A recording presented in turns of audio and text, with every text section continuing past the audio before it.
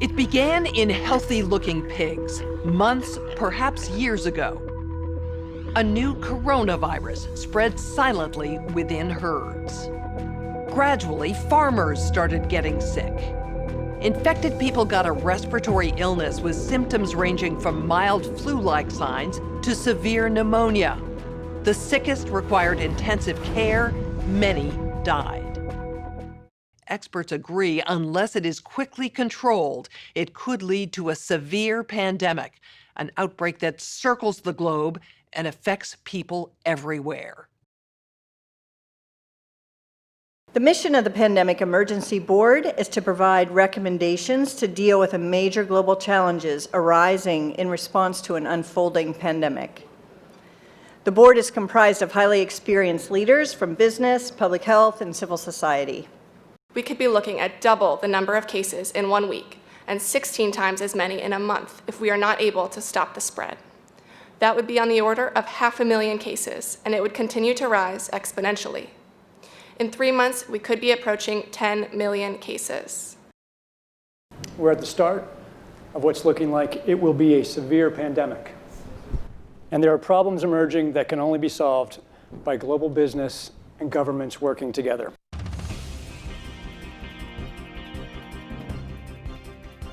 We have known about caps-like viruses in animals and people for decades, but have not been successful at developing a licensed vaccine.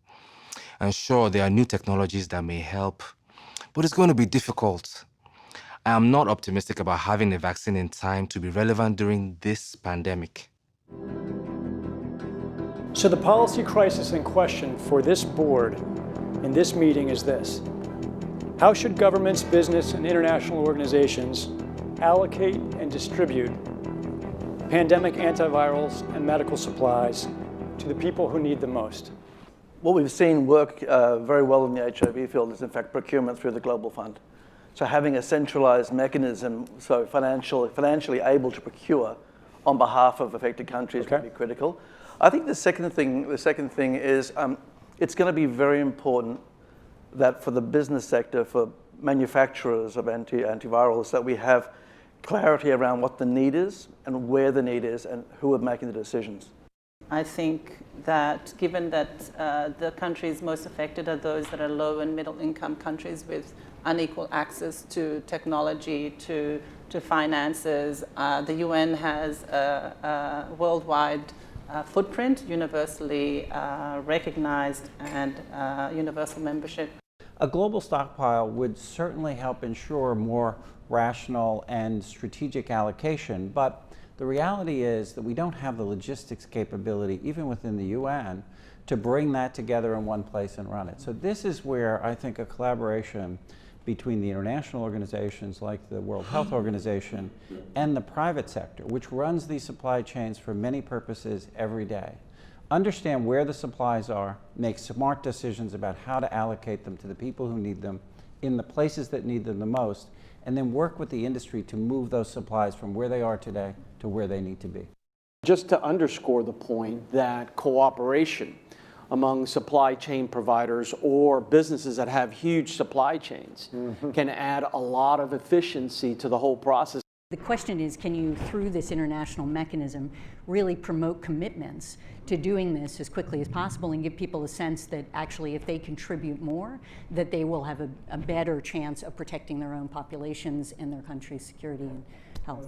So to be completely clear, most of this production would already be committed in contracts. Yes. It is almost unheard of that people are producing product without having a forward commitment for the consumption of that product. So the first thing that needs to be done, because this is not something that the countries currently control, unless countries are going to bring about emergency situations and co-opt an existing supply chain. I think it's not likely, I agree, that countries are not going to buy countermeasure to put into a global supply without retaining a large portion of it for themselves. The scenario now advances 3 weeks to November 7th, 2019, to the second meeting of the Pandemic Emergency Board. Thank you all for reconvening on short notice. Let's get an update on the pandemic. Very short notice. Thanks, Tom. Rivers. In the last 3 weeks, we've seen a significant escalation of the pandemic.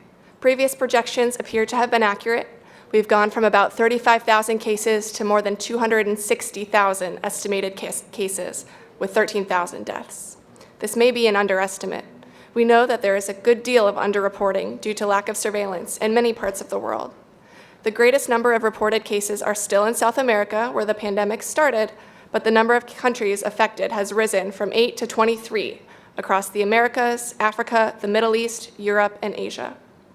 We expect that spread will continue to accelerate as we have more outbreaks. We project that in 1 month, we could see upwards of 2 million cases and over 100,000 deaths. And in 3 months, there could be as many as 20 million cases and 1.6 million deaths. The markets are reacting negatively to these projections, with some markets now in the red for the year. Thank you, Dr. Rivers. All right, we want to show you the latest news on the impacts of the pandemic on trade and travel, which will be the focus of this discussion.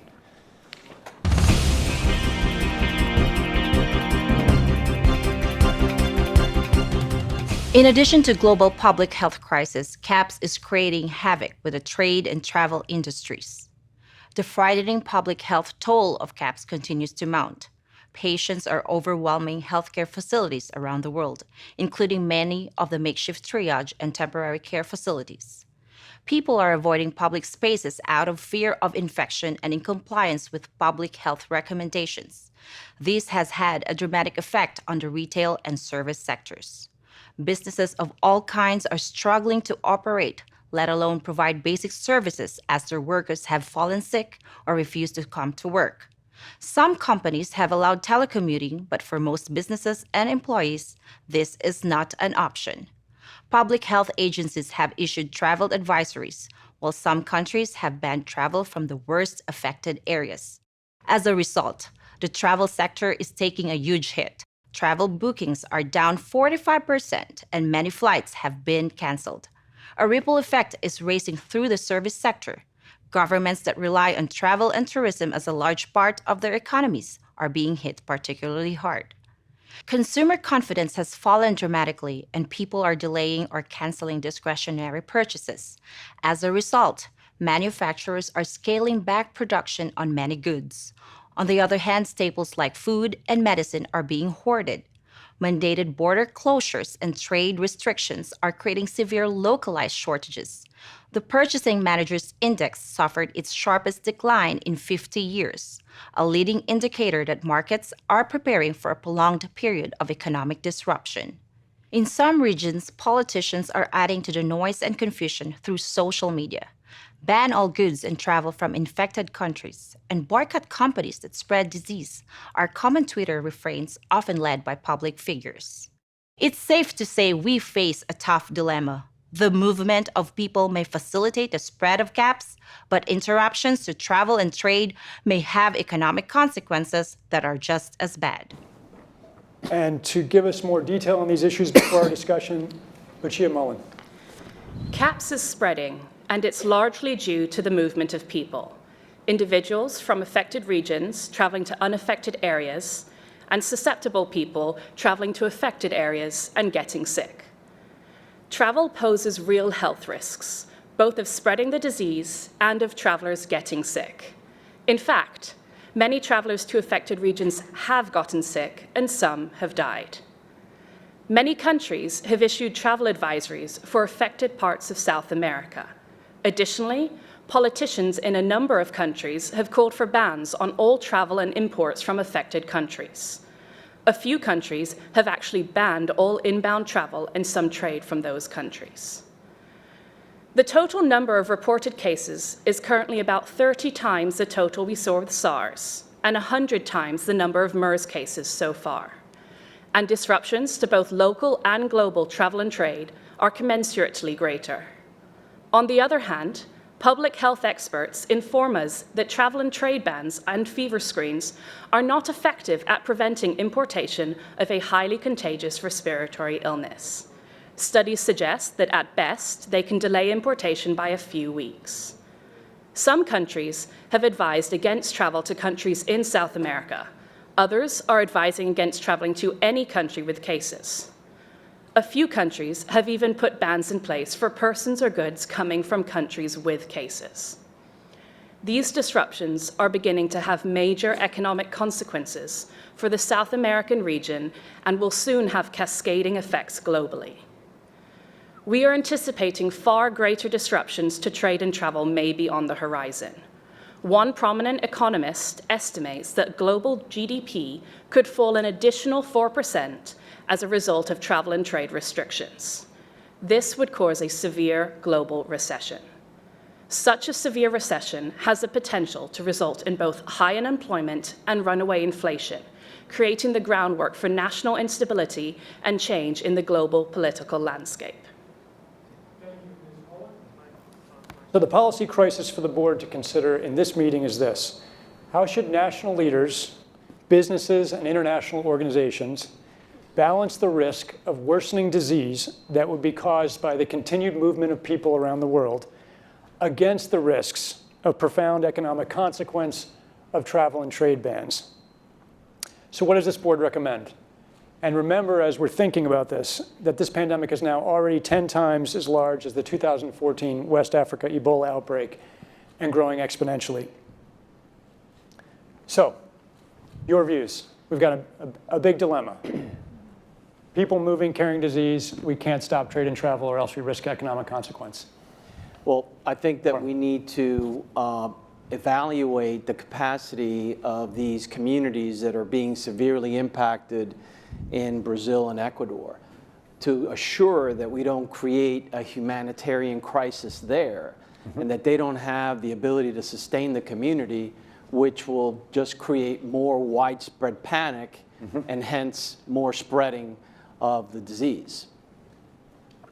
I support this way that there should be maintained a basic interaction between those countries. I remember SARS at the time. For us, Hong Kong was mainly affected, and we still maintained an exchange of travel, an exchange of transporting goods, and it helped both parties. Of course, there was the risk of importing infected persons to Europe, but we maintained it with the respective countermeasures, and it was successful at the end of the day. It was difficult, but it should be our basic philosophy to go through this as long as possible. Thank you for that example. I think in this case, we can be sure that if we allow trade and travel to happen, we will have continued spread. But I think for us, the question is it worth it anyway? People are going to spread the disease, but we have to keep trade and travel going in the world despite that. That's the question, or one of the questions. Steve? I think that this is a complex question, but I think there is an analytic approach to this that would provide an answer, which is what benefit is there from those interventions that you could implement, and is there any at all? And if there's not, at least from an analytic standpoint, it's a pretty clear-cut decision as to what should be done. That doesn't make the decision, but it needs to be a part of the decision-making process. And could you imagine conditions in which, for example, CDC would withdraw travel advisories?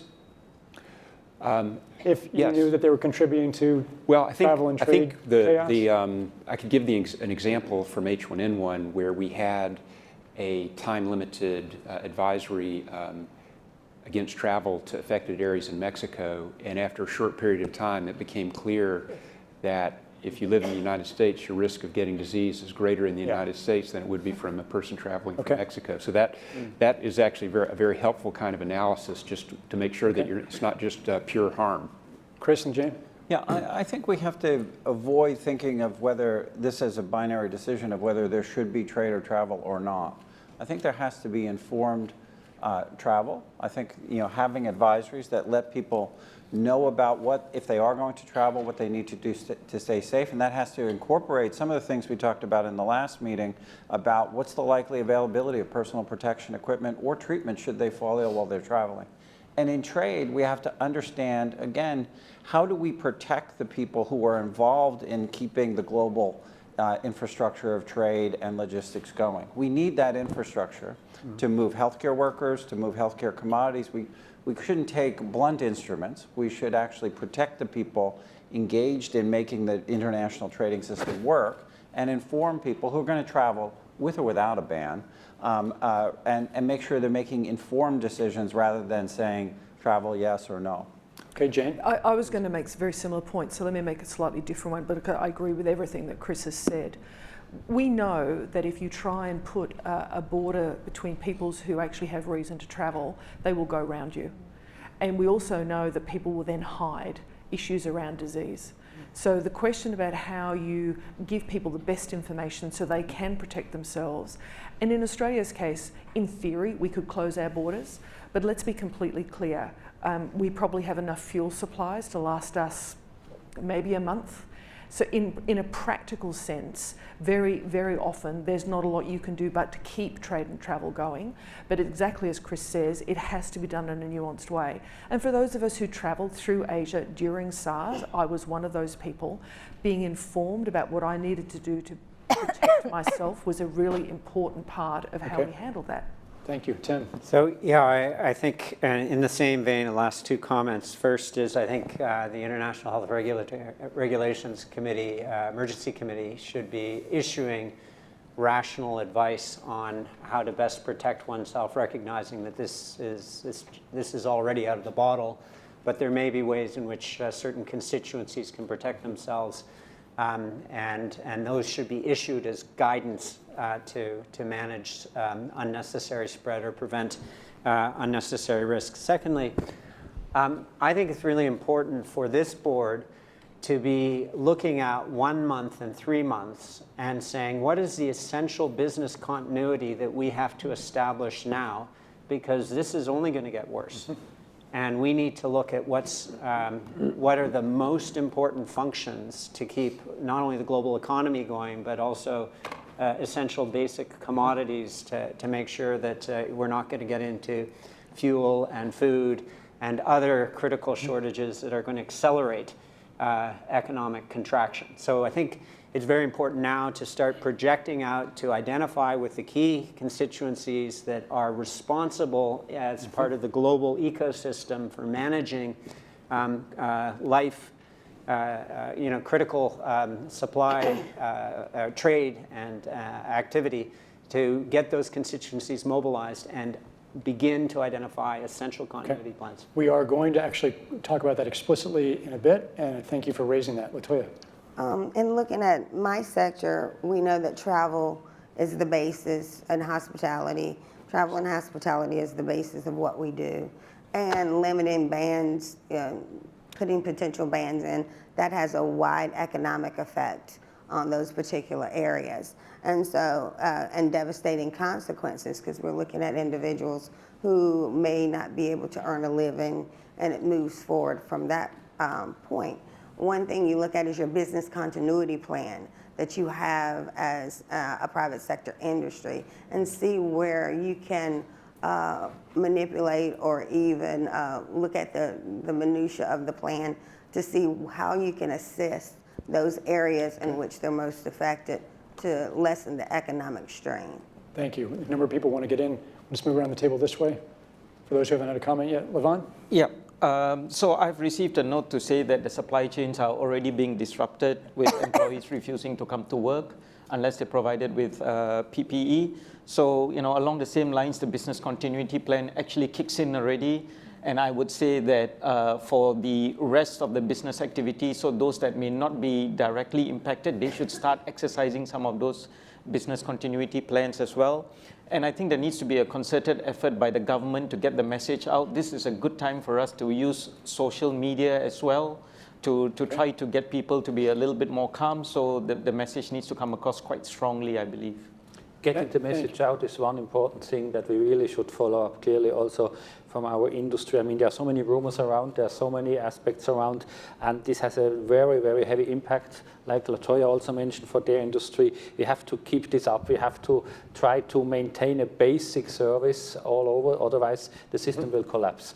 And at the moment, it really faces on rumors and on aspects that are a fact that we transport affected passengers. Yes, that's a fact. We cannot neglect this, but we should deal with this somehow, and still travel and maintaining the system is partial and crucial, that we can have any efforts also with the outlook to the future, to the next months. And travel advisories are also impacting reporters who aren't able to get to the impacted areas, so the right information is not being disseminated. A lot of the information that is going out to the public is through social media, so as we put out those travel advisories, there's a real need to make sure that the newsrooms have the right information to know when their news reporters are going to be safe, and how can we get the right information disseminated rather than hearsay on social media. Thank you. And I think to Tim's point about short and midterm planning, a stakeholder community that needs to be engaged is the technology and telecommunications industries. More remote work could be a possible help in this instance. Technology can be the platform, but in an increasingly mobile-dependent world, we need to make certain that the telecommunication system can hold up to increased demand and pressure. Yep. Okay. And I think we're concerned that the varying travel policies are going to allow corporations to apply inconsistently what those policies are, and it's just going to continue to aggravate. You mean national policies? Yes. Okay. So an international approach would be highly desirable for companies that are moving goods. Avril? Yeah, so I would absolutely agree with the comments that were made by Chris and Jane and Tim in terms of how we would think about this moving forward. I think the other things that I would just add into that is that it seems to me that travel bans, one of the concerns with that is also in relation to not just the economic consequences, but your ability to actually respond effectively to the health issue to begin with. So that clearly has to be a factor that should be addressed in the context of analyzing what the right balance is. In addition, I understand my staff has told me that there is concern from the State Department and the White House about instability that would be essentially breaking out potentially in South and Central America as a consequence of this. And that's obviously another issue that we would want to factor into what would be the right balance for travel. But the final thing I'd just say is that in the United States, certainly we have experienced in the past political pressure to basically stop travel when there's panic in the country. And one thing that I think we learned from the Ebola crisis in particular was that stepping out early, communicating as effectively as possible with the public about what it is that you're doing, what informed travel should and should not be, and so on, and but also having a policy and establishing that policy early so that states and others can understand this is how we're supposed to be sort of communicating and working with the federal policy on travel on these issues. And I think internationally you might have a similar scenario in which the World Health Organization, UN, and others are saying this is what we believe to be the best practices for travel. That can be very helpful in trying to manage what the sort of public panic might be in that. So you would advise a common international approach to this to the extent that that's possible, as opposed to country by country? Coordinated is what I'd say. Coordinated, okay. Yes, Adrian, and then we'll go to George. Just heard from my staff, in fact, we need to differentiate between trade and travel, because what we're seeing now is we're substituting one medical crisis for another medical crisis. We can't get the precursors for our drugs shipped to manufacturing plants to be able to supply other conditions, not just this outbreak.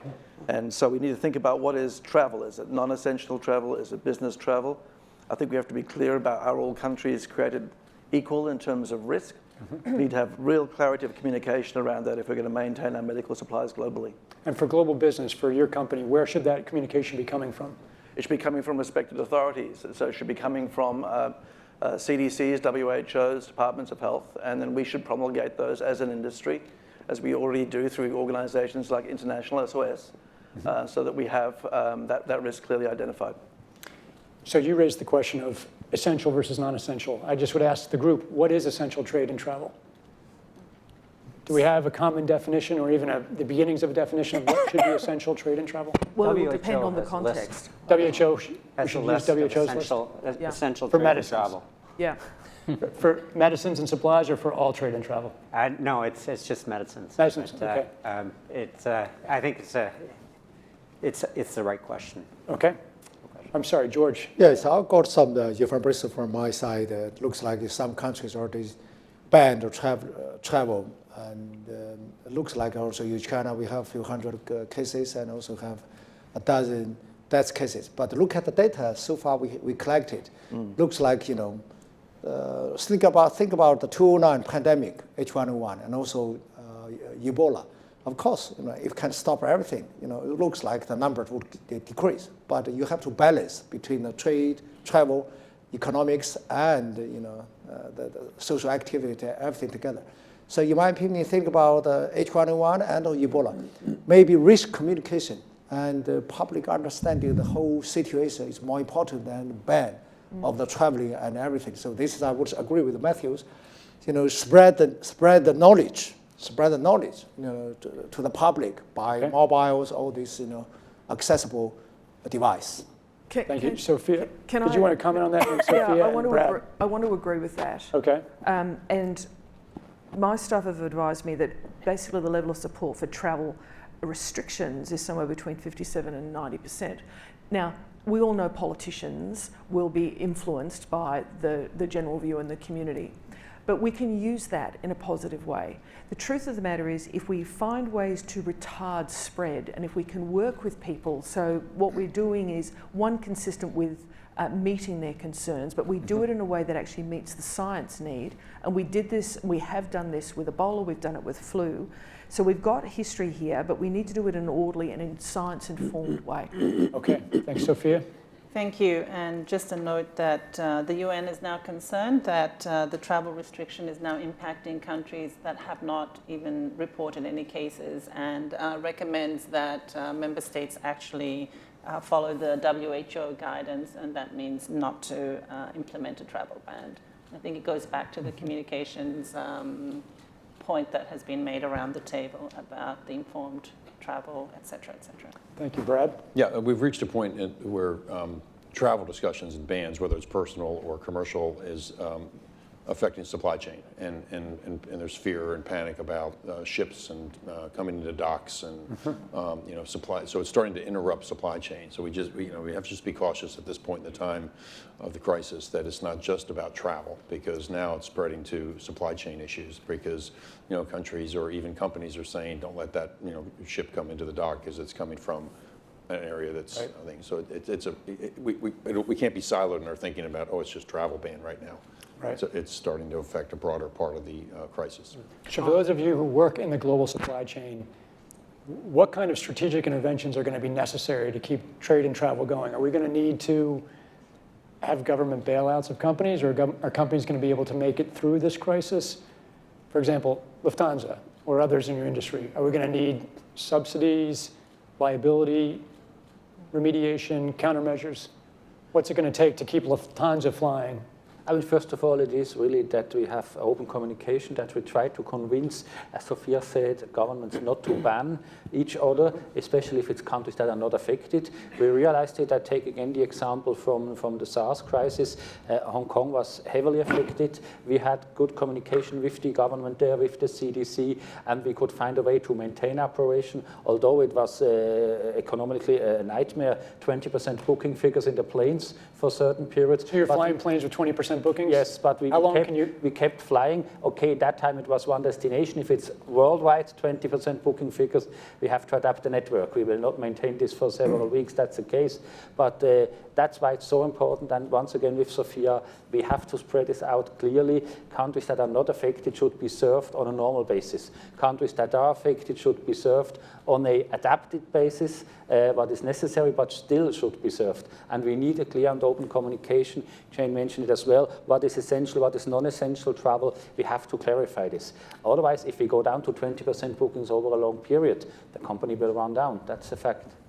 I should just say on this chart, this is the information that we have, but I think most public health experts presume that there are cases in many more countries. So I think it would be false reassurance to say we can keep flying to this country because there are no cases. We don't know that there are cases, but we believe that there are cases. They haven't been detected yet. Yeah, Tim. Yeah, I think it's really important to have a plan that identifies the dozen or 24 trade and travel sector players that need to get together and agree on how they're going to have a collective business continuity. And it's the sort of thing where you need the leadership of those industries to gather, and they have to come together in a way which perhaps is unusual, but where there should be some government incentive to collectively organize and perhaps help to buffer the crisis with whatever fiscal measures might do that collectively, to make it clear that on the imperative for keeping the system moving. But I want to suggest that it's really important that that be done in a pluralistic way rather than a singular effort across all sectors. Because if there's some sense that there's a UN institution that can do all of this, then I worry we're suffering from a delusional disorder on the power of the UN. It's really important to get those industries and their trade associations and an efficient leadership established which is decentralized but has a collective responsibility and accountability. And that needs to be supported by the public leadership. So government leaders. Yes. Should be behind that, yes. Okay, we will now advance 3 weeks to the fourth and final meeting of the Pandemic Emergency Board on December 18th, 2019. Okay, thank you for reconvening, and let's get an update from Dr. Rivers. In the last 3 weeks, case numbers have continued to grow exponentially. We now have an estimated 4.2 million cases and 240,000 deaths. Almost every country is now reporting cases, and those who aren't may simply not have the resources to conduct surveillance. We don't see any change in the rate of rapid spread, and models estimate that we could have more than 12 million cases and close to 1 million deaths by mid-January. We're not sure how big this could get, but there's no end in sight. Financial markets are universally down by 15% or more on the year. Fear of a catastrophic pandemic and uncertainty about the capacity for governments to respond and remain viable are fueling investor uncertainty. We have called this meeting today because of major strategic problems around communication that are happening globally. And here's a media debate that just happened on air today.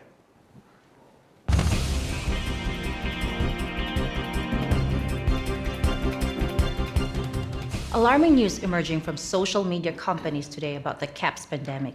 Twitter and Facebook are reporting they've identified and deleted a disturbing number of accounts dedicated to spreading disinformation about the outbreak. For more on this, we go to our correspondent, Catalina Parks.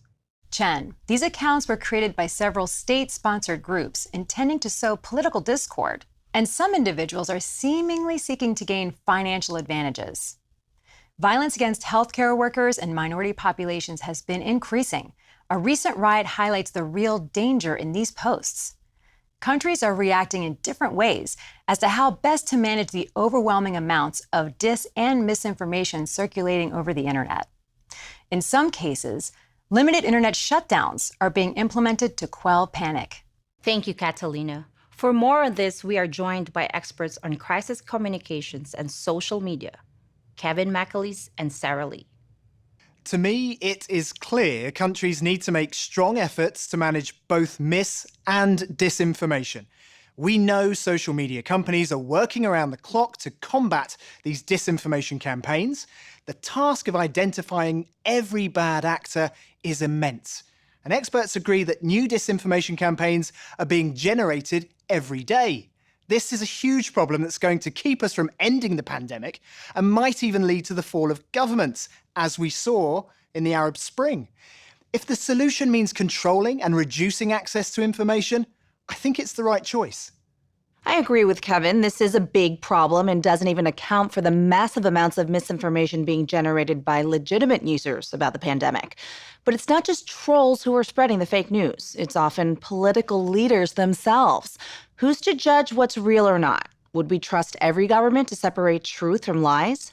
I think this is more than just keeping the bad information out. It's also about making sure real public health information reaches the public. News is found from outlets other than social media. News organisations, public health groups and companies need to help people take the right actions to protect themselves by promoting accurate, real information about the outbreak. Okay, for more on this, we're going to get a briefing from our communications expert, Dr. Sell.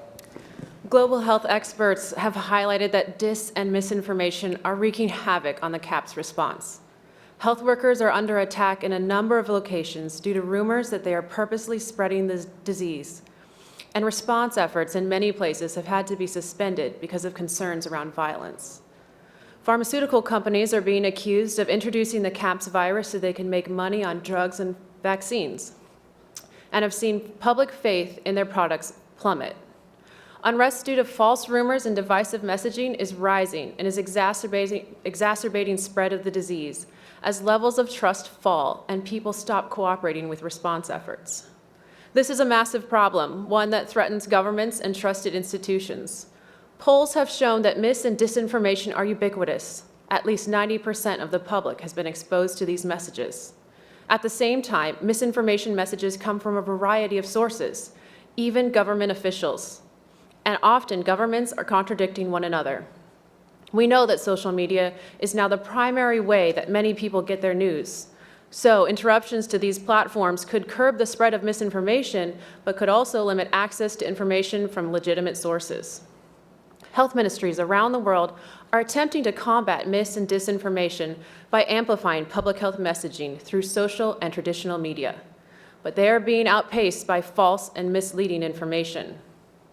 National governments are considering or have already implemented a range of interventions to combat misinformation. Some governments have taken control of national access to the internet.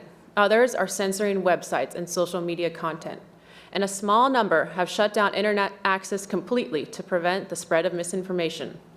Penalties have been put in place for spreading harmful falsehoods, including arrests.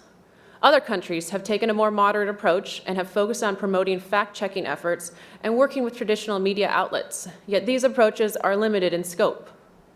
Social media companies report that they're doing all they can to limit the use of their platforms for nefarious or misleading purposes. But this is a technically difficult problem, and false, misleading, or half-true information is difficult to sort without limiting potentially true messages. The bottom line is that members of the public no longer know who to trust. Both the misinformation and the measures to control it have led to a crisis of confidence. Thank you, Dr. Sell. So here's the policy crisis for this meeting of the board. How can governments, international businesses, international organizations ensure that reliable information is getting to the public and prevent highly damaging and false information to the extent that's possible about the pandemic from spreading and causing deepening crisis around the world? How much control of information should there be, and by whom? And how can false information be effectively challenged? And what if that false information is coming from companies or from governments? So, your views would welcome. So I would start by pursuing where trust exists in the ecosystem. Jane, in a prior meeting, mentioned that there's considerable trust by employees of their employer, and that's been borne out by our own trust barometer in the last several years, where it's extraordinary the amount of trust given to the employer. And coupled with that, in times of crisis, as we're living, the role of the CEO and the trust given to the CEO for advocacy and for advancement of accurate information is considerable. I would marry the business leadership of the employer with business leadership organizations, such as the BRT and like enterprises around the globe. But I also think we're at a moment where the social media platforms have to step forward and recognize the moment to assert that they're a technology platform and not a broadcaster is over. They, in fact, have to be a participant in broadcasting accurate information and partnering with the scientific and health communities to counterweight, if not flood the zone, of accurate information, because to put the genie back in the bottle of the misinformation and disinformation is nigh impossible. So flood good information. Okay, others, yeah, Jane? Yeah, so can I agree with that? And my fact, it did come from the Edelman Trust Index, you'll be pleased to know, but also borne out by the work I've done as a CEO in my time. Can I also add that I think there are real technology opportunities here. I personally do not believe that trying to shut things down in terms of information is either practical or desirable. And we do have, I think, a couple of strategies that are available to us, one of which is the flood strategy, second of which is relying and informing and equipping trusted sources of information with the facts so they can then pass that on. But we also need to actually think about a technological answer to this. So there is work that's being done to actually create algorithms to sift through information on these kind of social media platforms. And I know that the Gates Foundation and others are funding organisations to work on things like this in order that people can actually have more confidence in the sources that they will use in any event. So I think both a detailed solution working with individuals, but then also thinking about technology is something we have to advance. Asti.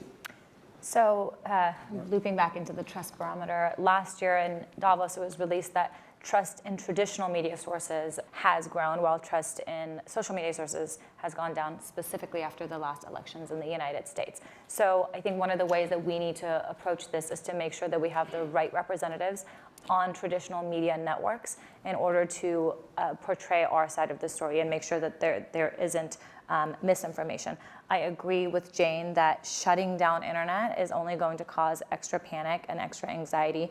In fact, that staff tells me places where internet access has been shut down, there's unrest growing. So we're not only dealing with this specific situation, but really people not trusting their governments at this point. And so I think we really need to make sure, one, from a news perspective, that information is being disseminated correctly and that we have the right resources out there to provide this information. I also think that there is a good point in trusting in employees, in your employers. There are lots of communications channels. For example, during the Ebola crisis at Texas Children's Hospital, we had daily briefings with the CDC to tell us what the situation was.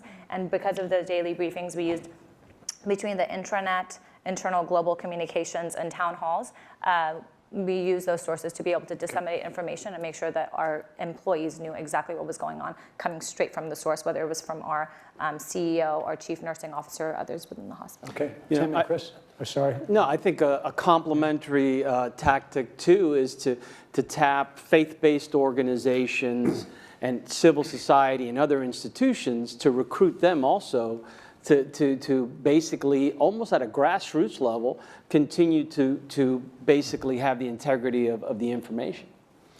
So I just pick up on the daily briefings or twice daily briefings. During H1N1, WHO filled the parking lot in Geneva with the global press and provided them daily updates on what was happening. And I think that's a manifestation of flood, meaning you have to lead and lead regularly. And I think in the terms of the content is what we know and point to where communications have actually been pretty good. I think we projected the exponential increase in this quite well, and therefore there's legitimacy to what's being communicated. And so be clear about what's being communicated that we know and that is right, but also be very clear about communicating what is absolutely wrong and being clear about that. And then also being clear about uncertainty and that's being managed. So I think in those three domains, very important not to deny, but to speak to them very clearly in the context of a daily briefing from, in this case, I can't imagine any other institution than WHO being the focal point. The outcome of the CAPS pandemic in Event 201 was catastrophic. 65 million people died in the first 18 months. The outbreak was small at first and initially seemed controllable, but then it started spreading in densely crowded and impoverished neighborhoods of megacities. From that point on, the spread of the disease was explosive. Within 6 months, cases were occurring in nearly every country. The global economy was in a free fall. The GDP down 11%. Stock markets around the world plummeted between 20 and 40% and headed into a downward cycle of fear and low expectation. Businesses were not borrowing, banks were not lending.